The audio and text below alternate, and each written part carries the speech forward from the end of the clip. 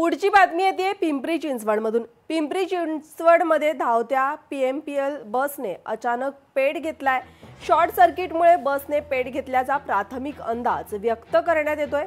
चालकाच्या प्रसंगावधानामुळे मोठा अनर्थ टळलाय। अग्निशमन दलाकडून आग आटोक्यात आली आहे। PMPL बस सुरक्षेचा प्रश्न पुन्हा एकदा ऐरणीवरती आलाय।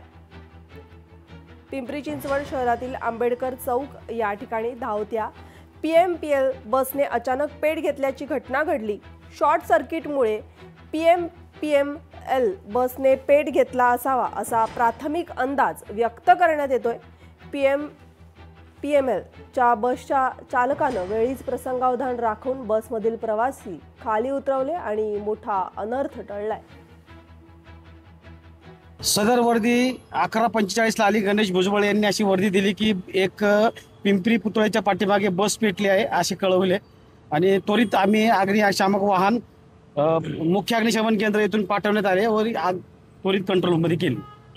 ड्रायव्हर हे बस रूटनी चालत असताना पिंपरी मार्ग पास करत असताना थोडे शॉर्ट सर्किट सारखे झाले। त्यांच्या सीटच्या तिथे धूर निघत असल्या कारणाने त्यांनी खाली उतरून पाहिले असता भरपूर प्रमाणात धूर येणं चालू झालं होता। तेवढ्यातले 15 प्रवासी होते, त्यांना ते खाली उतरवले आणि बसनी पेट घेतला। तोपर्यंत